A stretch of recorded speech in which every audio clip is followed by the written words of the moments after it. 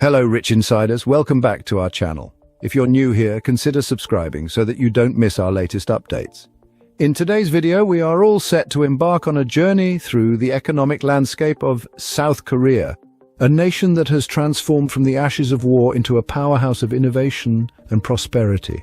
From humble beginnings to remarkable growth, the Korean economy has shown fantastic growth. In this video, we will highlight the factors behind this economic miracle, exploring the key policies and industries that have helped South Korea to reach its current position on the global stage. Join us as we uncover the secrets behind the country's sudden riches. From the untouchable South Korean chaebols to the manufacturing marvel it has become, the success of this country has so many struggles hidden behind it. Stay tuned until the end to discover the remarkable story of South Korea's economic transformation and the insights it offers for the future. To give you some context here, after the Korean War in 1953, South Korea was brought down to the ground in ruins, facing daunting economic challenges. At that time, its GDP per capita was comparable to the poorest countries in Africa. But within a few decades, South Korea transformed itself from a war-torn agrarian economy into a global manufacturing and technology hub. This phenomenal change was no accident.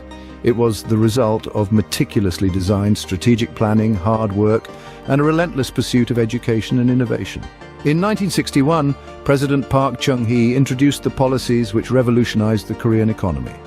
His shift towards an export-led industrialization model was the backbone of South Korea's economic transformation.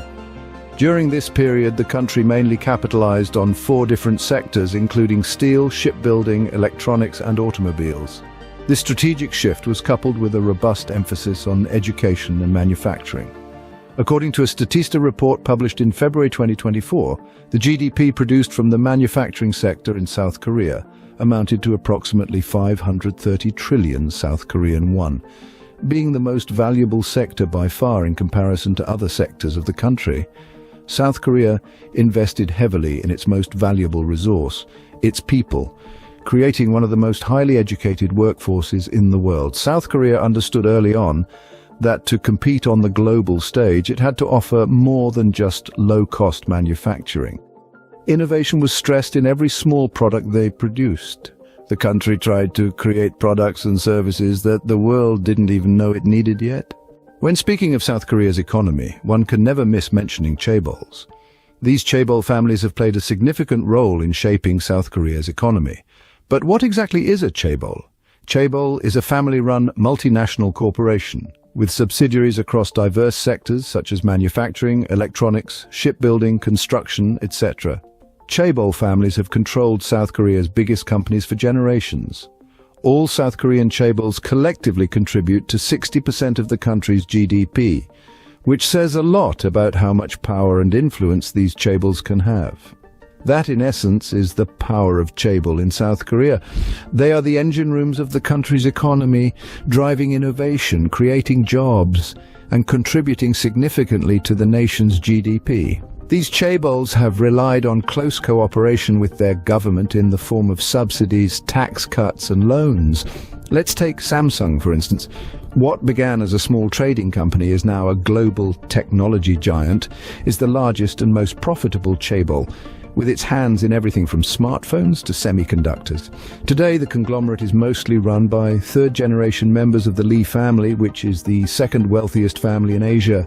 Samsung alone contributes to a staggering 20% of South Korea's exports and GDP, underscoring its importance to the national economy. Then there's Hyundai. Starting as a construction firm in 1947, it has morphed into a conglomerate with businesses in automobile, shipbuilding, and even finance. Hyundai Motor Group, the automotive branch of the conglomerate, is among the world's top car manufacturers, demonstrating the global reach of these South Korean chaebols. And we can't forget LG. Also, started in 1947, the company derives its name from the merger of Lucky with Gold Star. Initially started as a chemical company, it has since evolved into a leading player in the electronics, chemicals, and telecommunication sectors. LG's innovative products, from televisions to washing machines, have found homes across the globe, further cementing the influence and reach of chaebols.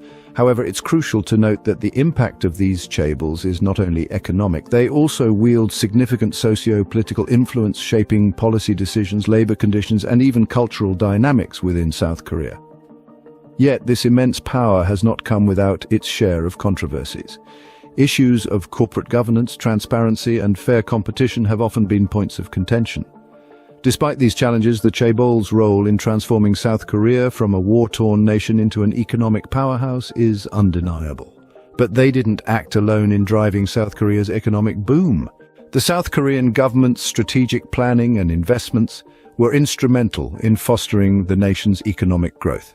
Let's look into the role of government-led economic planning first. Recognizing the need for a robust industrial base, the government implemented a series of 5-year plans. These plans targeted specific industries like textiles, steel, and electronics, providing them with financial support and protective policies. This deliberate and strategic intervention in the economy was pivotal in transforming South Korea from an agrarian society into a manufacturing powerhouse. Next, we turn our attention to the government's investments in education, infrastructure, and technology. The South Korean government understood early on that a well-educated workforce was crucial for economic development. Massive investments were made in primary, secondary, and tertiary education, creating a highly skilled labor force ready to meet the demands of a rapidly industrializing economy. In terms of infrastructure, the government undertook large-scale projects that improved transportation and communication networks, thereby facilitating the smooth operation of businesses. Investment in technology was equally significant, with the government promoting research and development, leading to advancements in fields like semiconductors, robotics, and telecommunications. Finally, the government recognized that for a small country with limited natural resources, access to international markets was key. Hence, it adopted an export-oriented strategy, promoting and incentivizing export of goods, from simple textiles in the early days to sophisticated electronics and automobiles today. This strategy not only brought in much-needed foreign exchange, but also exposed South Korean industries to global competition, pushing them to constantly innovate and improve. So, the government's role was not just that of a regulator, but a facilitator and a catalyst, creating the conditions necessary for economic growth and development. It nurtured industries, built human capital, and opened doors to global markets. Government policies and interventions have indeed been a driving force behind South Korea's economic miracle. As we look to the future, what does it hold for South Korea's economy? One word comes to mind: innovation.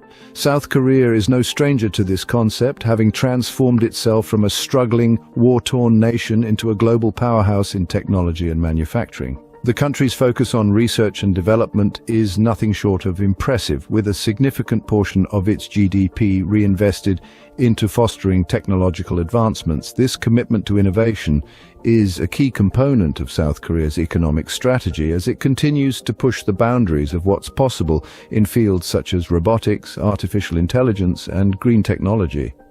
However, the road ahead is not without its challenges. Demographic shifts, such as an aging population and low birth rates, pose significant hurdles to sustained economic growth. Additionally, geopolitical tensions in the region could potentially impact trade and diplomatic relations. Yet, with every challenge comes opportunity. South Korea's dedication to education, particularly in STEM sectors, is creating a highly skilled workforce ready to tackle these issues head-on. The country's ability to adapt and innovate will be critical in navigating these hurdles. And let's not forget South Korea's resilience. This is a nation that has already overcome adversities of unimaginable scale. Its ability to bounce back, to reinvent itself, indicates its potential to rise as one of the global economic leaders. Despite the challenges, South Korea's future continues to shine brightly on the global economic stage. Now it's your turn to join the conversation. Your thoughts and insights are invaluable in deepening our understanding of how South Korea became so rich. Whether you have personal experiences or additional perspectives to share, we invite you to leave a comment below. Together, let's continue exploring and learning from South Korea's remarkable economic journey. Until next time, take care.